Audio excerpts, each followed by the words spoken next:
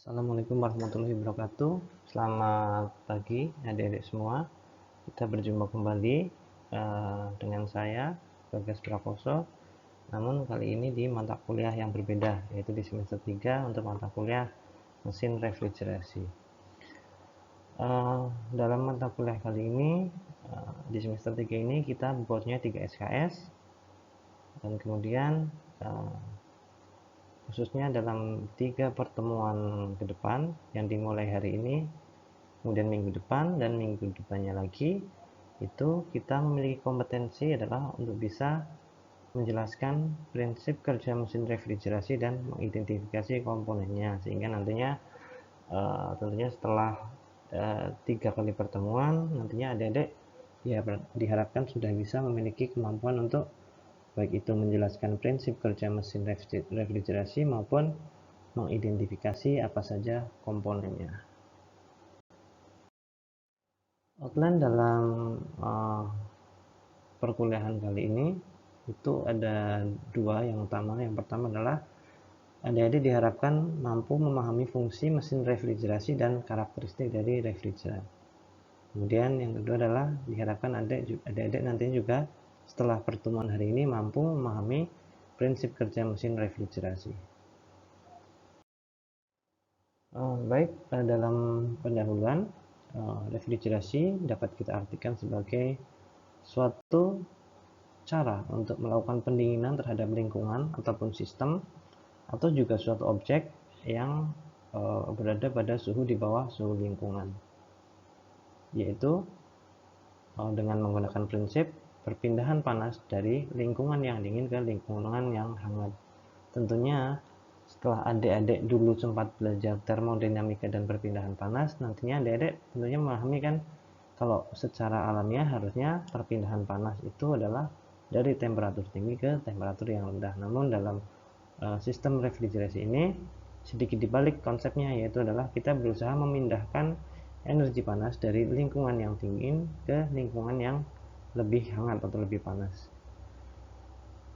Sehingga dalam hal ini bisa kita katakan juga bahwa pendinginan di sini adalah suatu pendinginan buatan.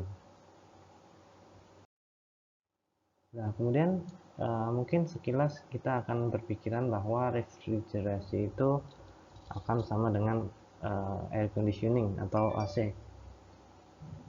Namun sejatinya secara prinsip kedua hal itu adalah berbeda. Karena dalam hal ini air conditioning itu adalah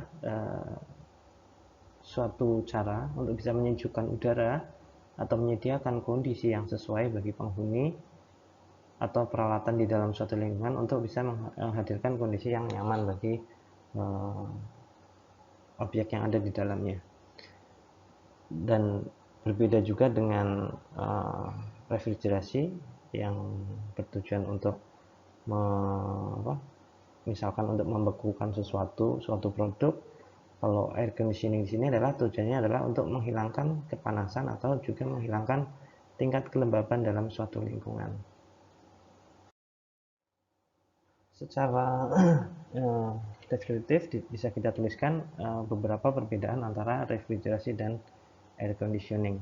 Yang pertama adalah refrigerasi ini yaitu adalah refrigerasi membuat udara dingin tetap berada dekat di suatu tempat, tapi kalau AC justru mendorongnya menjauh. Dia membuat udara menjadi dingin di suatu objek, kemudian dia mendorongnya ke jauh.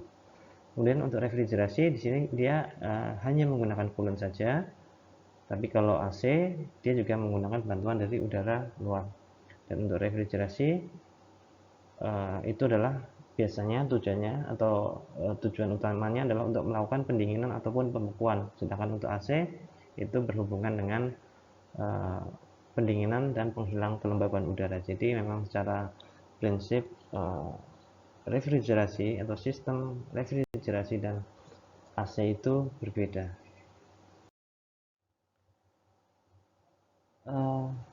Kita dapat mendefinisikan juga di sini bahwa refrigerasi merupakan suatu proses penarikan panas atau kalor dari suatu benda atau ruangan sehingga temperatur benda atau ruangan tersebut menjadi lebih rendah dari tempat temperatur lingkungannya ya, karena memang tujuan dari refrigerasi ini adalah menghasilkan temperatur yang lebih rendah untuk suatu tujuan tertentu, dan dalam hal ini akan sangat berkaitan dengan proses aliran ataupun perpindahan panas, yang mana materi ini, materi termodinamika dan transmisi panas atau perpindahan panas ini sudah kita pelajari pada semester sebelumnya, yaitu semester 2, sehingga saya harapkan fondasi atau dasar yang diperlukan untuk memahami mata kuliah refrigerasi ini sudah tertanam dengan baik pada diri adik-adik semua.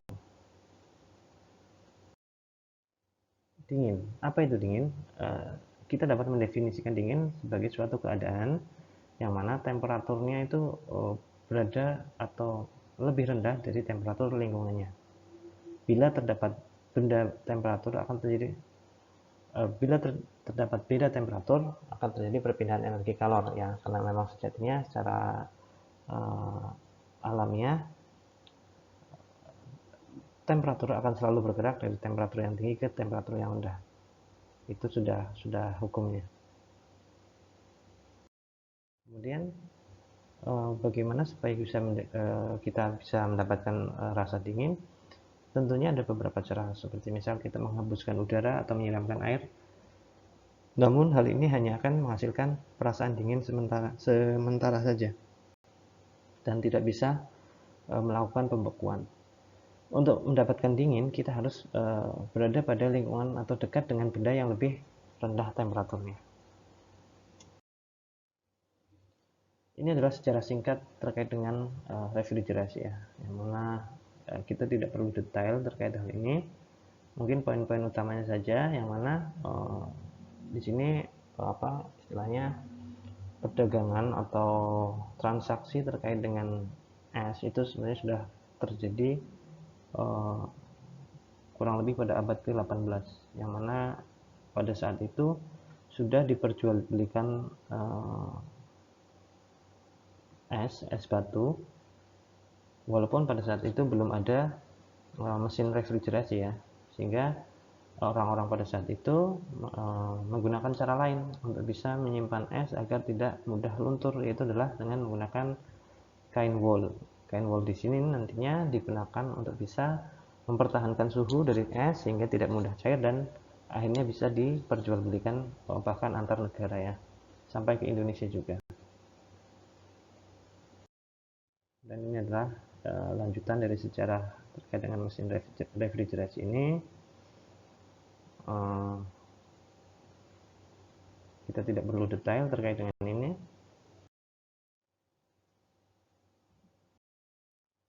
Nah, kemudian sistem refrigerasi. Secara umum kita dapat membagi sistem refrigerasi menjadi dua buah bagian. Yang pertama adalah sistem refrigerasi mekanik dan yang kedua adalah non mekanik. Yang dimaksud mekanik di sini adalah refrigerasi di sini memiliki alat penggerak atau mesin penggerak untuk bisa melakukan kerja. Yang mana untuk jenis refrigerasi mekanik ini dapat kita bagi menjadi beberapa jenis lagi atau tipe. Yang pertama adalah refrigerasi sistem kompresi uap, dan yang kedua adalah refrigerasi siklus udara. Yang ketiga, cryogenic refrigerasi temperatur ultra rendah, dan yang keempat adalah refrigerasi siklus Stirling. Kemudian untuk sistem refrigerasi non mekanik, di mana dalam hal ini kita tidak membutuhkan mesin-mesin penggerak atau alat-alat mekanik, itu juga dapat diturunkan lagi menjadi beberapa jenis atau tipe. Yang pertama adalah refrigerasi termoelektrik, kemudian ada refrigerasi absorpsi, refrigerasi steam jet, refrigerasi magnetic, heat type, dan termoakustik. Kemudian kita coba bahas terkait dengan aplikasi sistem refrigerasi, yang mana yang pertama, fungsi dari refrigerasi adalah misalkan untuk aplikasi air atau air conditioning, artinya untuk mengatur udara, yang mana tujuannya adalah untuk bisa membuat udara sesuai dengan kebutuhan manusia. Misalkan kita butuh dingin, kita bisa pakai jenis refrigerasi ini khususnya untuk AC ya, sehingga kita bisa mendapatkan kenyamanan baik itu di tempat kerja, di rumah ataupun dimanapun. Kemudian bisa juga difungsikan sebagai artificial ice, artinya es buatan yang mana bisa dimanfaatkan misal untuk rekreasi, olahraga, bahkan untuk tempat atau wilayah yang cuacanya panas, sehingga tidak mustahil bagi tempat yang tropis seperti di Indonesia itu juga mampu memiliki wahana untuk olahraga es ya, seperti ice skating ataupun yang lain. Kemudian untuk industri minuman juga kita butuh sistem refrigerasi ini. Kemudian untuk industri misal toko-toko bunga itu juga sangat membutuhkan sistem refrigerasi khususnya untuk bisa uh, memudahkan apa uh, untuk bisa memudahkan jual beli yang, atau transaksi yang terjadi sehingga nantinya bunganya itu bisa tetap segar sampai ke pelanggan, kesegarannya bisa tetap terjaga. Kemudian aplikasi selanjutnya adalah terkait misal bisnis perhotelan, sampai gitu titer hotel, salon ataupun restoran, mereka berlomba-lomba untuk bisa menghasilkan atau memiliki sistem refrigerasi yang bagus sehingga nantinya mampu menarik banyak pelanggan untuk datang ke situ. Fungsi lain misal untuk atau dalam industri packing baik itu ikan, daging ataupun yang lainnya, yang tentunya sistem refrigerasi ini memiliki kemampuan untuk bisa meningkatkan atau menjaga kualitas dari produk tersebut ya, agar tetap terjaga sampai ke tangan konsumen. Kemudian dalam bidang medicine atau misal obat-obatan atau kesehatan, sistem refrigerasi ini juga memiliki kemampuan, yaitu adalah untuk menjaga kualitas dari suatu jaringan ataupun organ bisa tetap terjaga dengan baik. Dalam industri pembentukan logam itu juga memiliki manfaat sistem refrigerasi ini. Kemudian misalkan juga untuk apa aplikasi di misal di rumah sakit khususnya di kamar mayat, sistem refrigerasi juga berperan di situ khususnya untuk bisa menjaga tubuh dari suatu manusia agar tetap terjaga dengan baik. Kemudian lain misal dalam dunia industri tekstil ini biasa digunakan baik untuk bleaching maupun pewarnaan sistem refrigerasi ini. Dan untuk dunia pertahanan itu juga mengaplikasikan sistem ini khususnya untuk bisa menjaga senjata ataupun amunisi tetap berada pada temperatur yang rendah, khususnya untuk menjaga agar senjata ataupun amunisi ini tidak meledak karena temperaturnya yang tinggi. Karena temperaturnya tinggi dia menjadi tidak stabil dan memungkinkan untuk bisa meledak, sehingga di sini sistem refrigerasi dimanfaatkan. Kemudian secara umum ada 5 aplikasi dari sistem refrigerasi ini. Yang pertama adalah untuk refrigerasi domestik, kemudian ada refrigerasi komersil, refrigerasi industri, refrigerasi transportasi, dan refrigerasi tata udara industri dan tata udara kenyamanan. Pertama, refrigerasi domestik itu adalah seperti misal contohnya untuk yang ada di rumah, ada di rumah-rumah orang ya, misalkan untuk dispenser yang bisa untuk proses cooling dan juga untuk kulkas, itu adalah contoh refrigerasi secara domestik karena dipakai di rumah-rumah warga atau rumah-rumah orang. Kemudian refrigerasi komersil contohnya adalah seperti di supermarket untuk bisa mendinginkan makanan, minuman, es krim. Itu adalah pemanfaatan atau aplikasi refrigerasi secara komersil. Refrigerasi secara industri itu tentunya tingkatannya lebih tinggi lagi, yaitu adalah untuk skala besar ya, skala produksi, skala industri. Contohnya adalah untuk cold storage, untuk menyimpan ikan, daging. Itu adalah contoh untuk aplikasi refrigerasi secara industri. Dan misalkan untuk pabrik pembuatan es juga sama, dia adalah salah satu contoh aplikasi sistem refrigerasi untuk dunia industri. Kemudian untuk refrigerasi sistem transportasi, contohnya adalah misal suatu truk yang boxnya itu, bagian boxnya bisa digunakan untuk fungsi refrigerasi ini.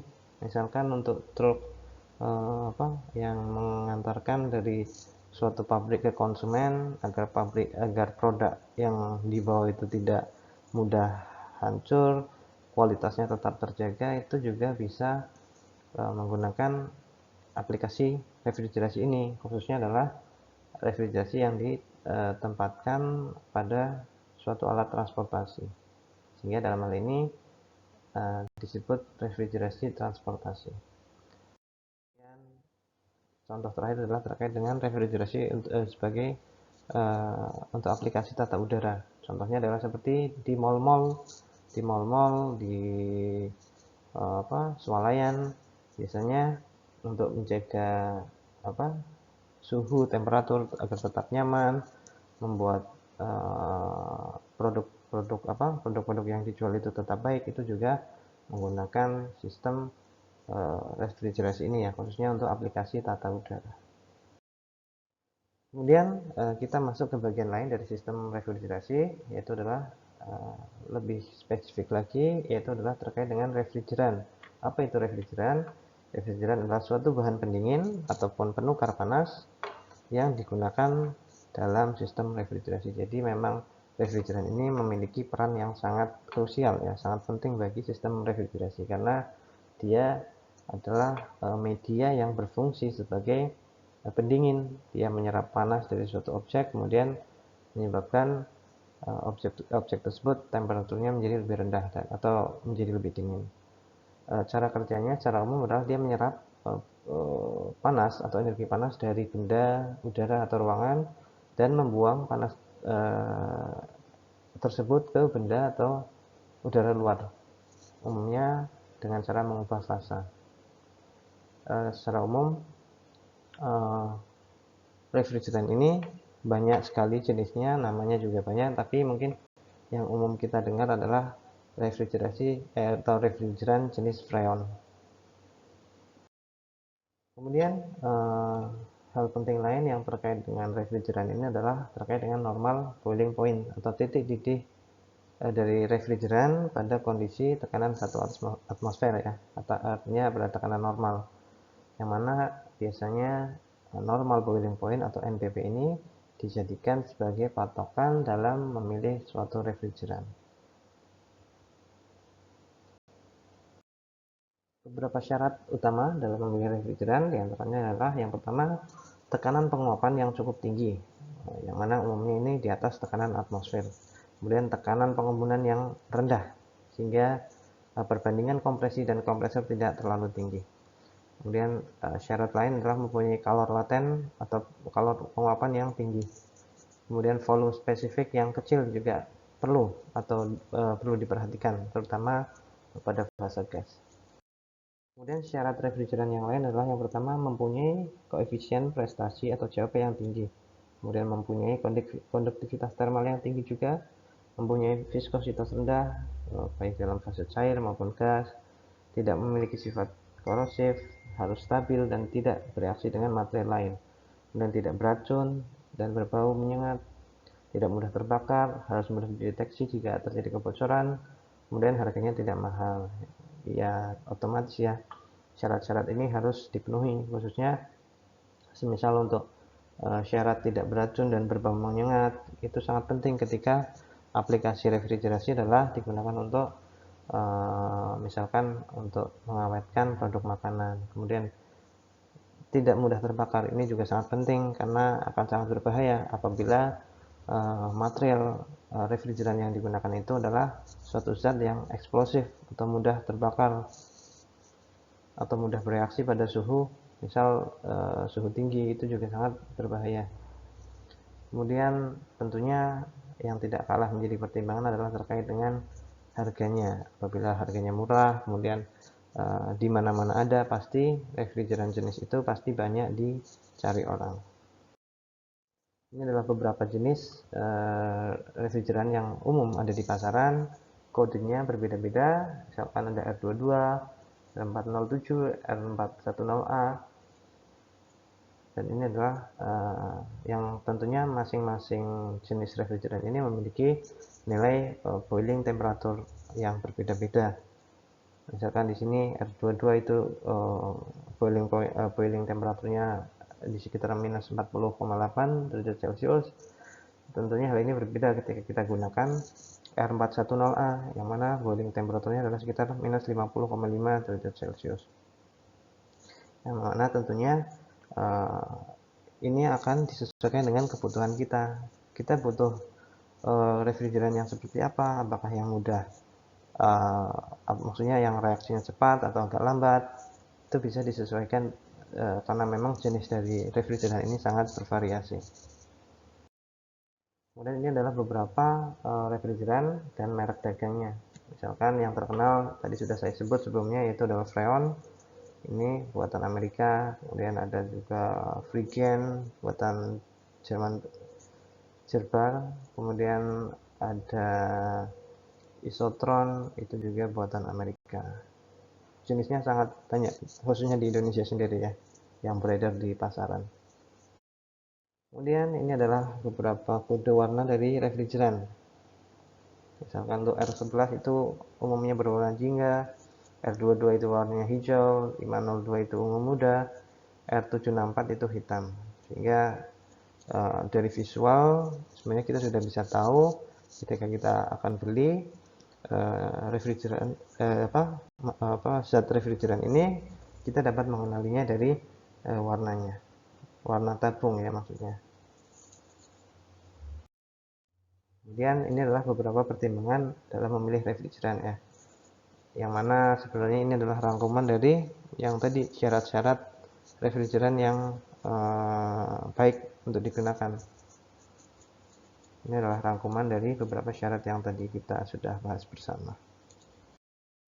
Kemudian kita masuk ke siklus refrigerasi, yang mana dalam suatu sistem refrigerasi yang umum itu terdapat beberapa komponen utama ya. Di antaranya adalah ada evaporator, kompresor, kondensor, dan juga ada katup ekspansi. Dalam pertemuan kali ini kita akan bahas secara garis besar terlebih dahulu. Baru insya Allah pada pertemuan selanjutnya kita akan lebih detail terkait dengan pembahasan dari masing-masing komponen ini. Baik, untuk memudahkan kita dalam memahami fungsi atau prinsip kerja refrigerasi ini, kita akan coba lihat video berikut. Basic principle of refrigeration is simple. Just pass a colder liquid continuously around the object which is to be cooled. This will Seperti penjelasan tersebut, kita dengar bahwa basic principle dari sistem refrigerasi adalah dia menyerap panas dari suatu objek untuk kemudian panas itu dipindahkan. take heat out from the object. The whole refrigeration technology is after this: how to produce cold liquid continuously. We will see how this is achieved in this video. This is what inside a refrigerator. At the heart of the system is a simple device called throttling device. Cold liquid is produced. Penjelasan terkait dengan fungsi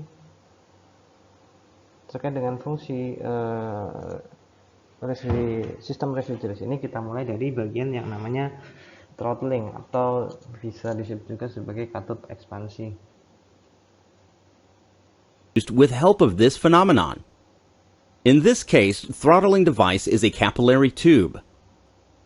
For a Yang mana sistem ekspansi ini adalah terdiri dari capillary tube, yaitu adalah berbentuk pipa kapiler dengan diameter kurang lebih kecil sekali, mendekati 0,6 mm, namun sangat panjang, sekitar 2 meter, yang dibentuk spiral.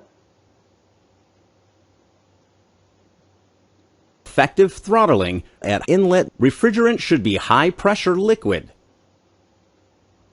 fungsi daripada throttling atau katup ekspansi ini adalah yang pertama, dia awal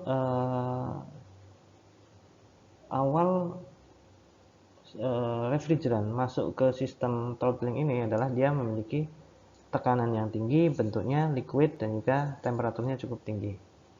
Fungsi daripada si throttling ini tentunya nantinya adalah dia menurunkan tekanan, sehingga ketika tekanannya turun maka temperaturnya juga turun, dan ini akan sangat mempengaruhi boiling point daripada si refrigeran ini, sehingga boiling point-nya pun akan menjadi turun juga. Throttling device is an obstruction to the flow, which causes tremendous pressure drop. Due to drop in pressure, boiling point of refrigerant comes down, and it starts evaporating. Heat required for evaporation comes within the refrigerant, so its temperature drops.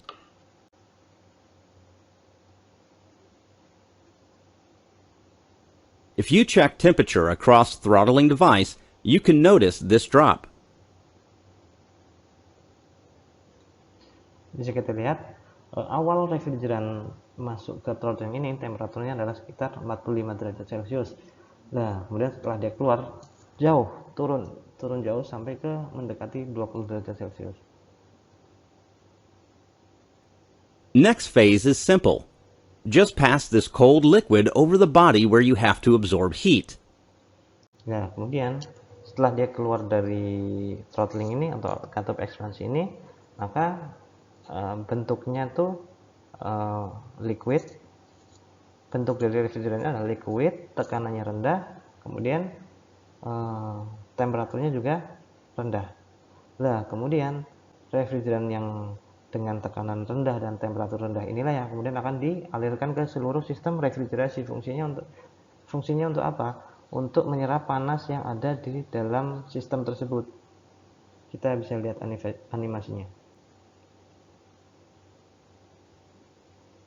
Dia dialirkan ke seluruh During heat absorption process, refrigerant further evaporates and transforms into pure vapor. Mengabsorb atau menyerap panas, sehingga yang tadinya dia itu berbentuk liquid karena dia menyerap panas, dan kita tahu tadi bahwa temperaturnya rendah, tekanannya rendah, sehingga boiling point-nya juga rendah, sehingga sangat mudah bagi liquid ini walaupun terkena atau menyerap sedikit panas saja, dia akan berubah menjadi uap.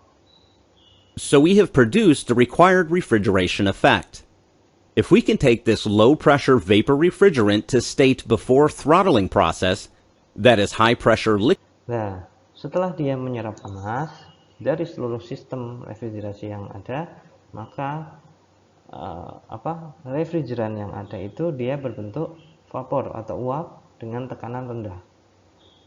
Vapor atau uap dengan tekanan rendah, sehingga ketika kita ingin menghasilkan suatu sistem refrigerasi yang continuous, artinya berkesinambungan terus, muter terus, maka kita dibutuhkan atau kita harus mengubah uap dengan tekanan rendah ini untuk bisa menjadi seperti awal tadi, sebelum masuk throttling, sebelum masuk katup ekspansi, yaitu adalah liquid yang bertekanan tinggi dan bersuhu cukup tinggi juga.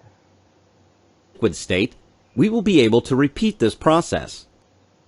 So first step, let's raise the pressure. Nah, untuk langkah awal yang perlu kita perhatikan adalah kita berusaha untuk bisa meningkatkan tekanannya yang awalnya rendah menjadi tinggi. Salah satunya adalah dengan menggunakan komponen yang namanya kompresor.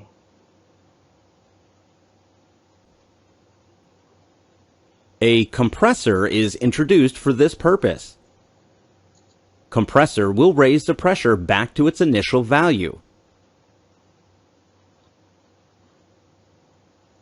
Kompresor di sini berfungsi yang pertama adalah untuk menaikkan tekanan menjadi ke tekanan awalnya. Yang awalnya kan 8 bar tadi.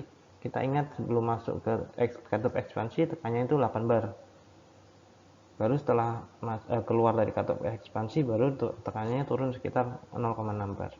Sehingga ketika kita ingin menaikkan tekanan dari refrigeran ini untuk bisa menghasilkan suatu siklus refrigerasi, maka kita perlu untuk meningkatkan tekanannya, yaitu dengan menggunakan bantuan si kompresor ini. Since it is compressing gas, along with pressure, temperature will also raise. It is unavoidable. Namun, hal lain yang tidak bisa dihindari dari proses peningkatan tekanan ini adalah ketika kita meningkatkan dari proses peningkatan temperatur, ya, dari proses peningkatan tekanan, ketika kita meningkatkan tekanan, maka secara otomatis temperatur juga akan naik. Hal ini adalah sesuatu yang tidak bisa dihindari, itu pasti. Tekanan naik, temperatur pasti naik.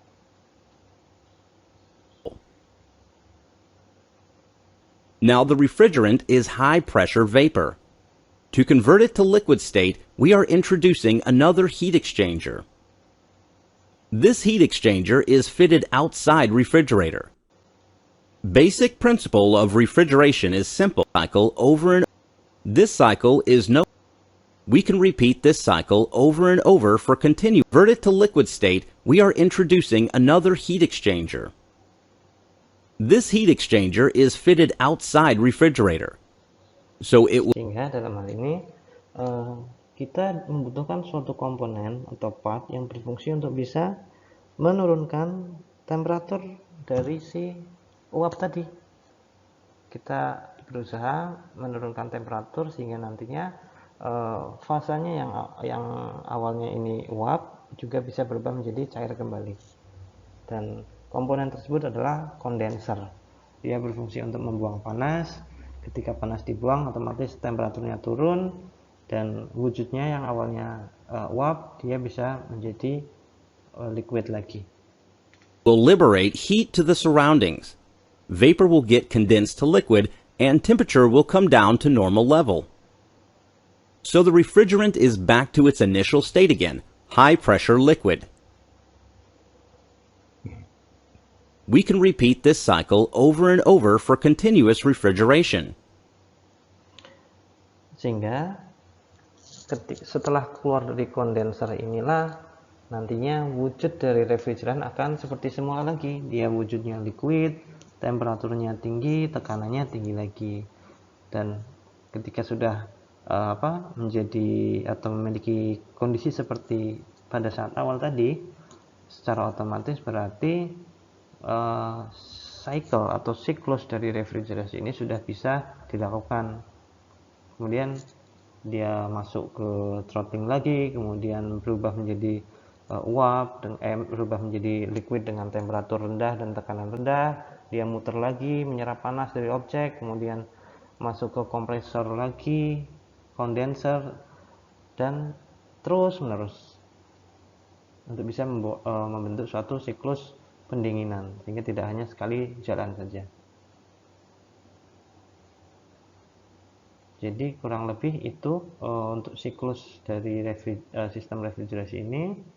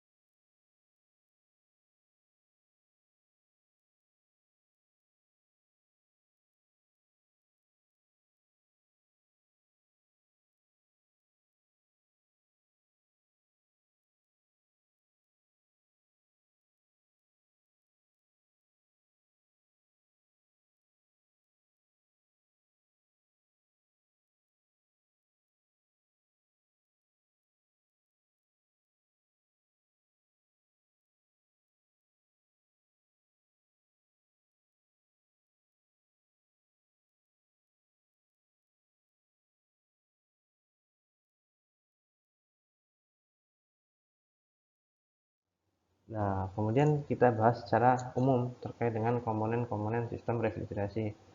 Tadi sudah kita sempat singgung sebelumnya di depan bahwa beberapa komponen utama dalam sistem refrigerasi diantaranya adalah yang pertama kompresor, yang fungsinya adalah untuk menghisap dan menekan gas refrigeran. Yang awalnya tadi kita tahu uap dengan tekanan rendah dan temperatur rendah, setelah masuk kompresor dia menjadi uap bertekanan tinggi dan temperatur tinggi. Kondensor yaitu adalah berfungsi untuk merubah gas refrigeran menjadi cairan refrigeran dengan jalan membuang panas. Ini biasanya kalau ada di kulkas itu ada di bagian belakang, karena fungsinya membuang panas, maka otomatis kalau adik-adik coba rasakan di daerah belakang kulkas itu ada sedikit terasa panas. Tidak lain adalah karena panas yang dibuang oleh refrigeran, sehingga temperaturnya si refrigeran turun, fasanya pun kembali ke bentuk liquid. Kemudian fungsi komponen lain diantaranya adalah receiver, yang fungsinya adalah sebagai penampung cairan refrigeran dari kondensor.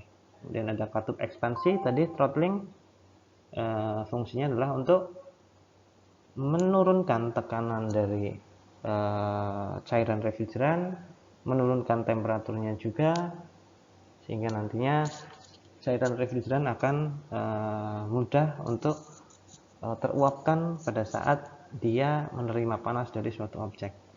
Terakhir adalah evaporator, yang mana fungsinya adalah alat untuk penguapan dari cairan refrigeran. Tidak lain, evaporator ini adalah yang istilahnya menyelubungi dari sistem atau suatu alat refrigerasi.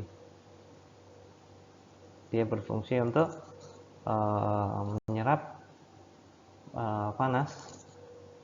Dia memudahkan refrigeran untuk menyerap panas dari suatu objek, sehingga objek tersebut temperaturnya mampu diturunkan, dan juga untuk refrigeran sendiri ketika dia menyerap panas, dia fasanya berubah menjadi uap, kemudian tekanannya tetap rendah ya, tekanannya tetap rendah, temperaturnya akan sedikit naik karena dia menerima panas.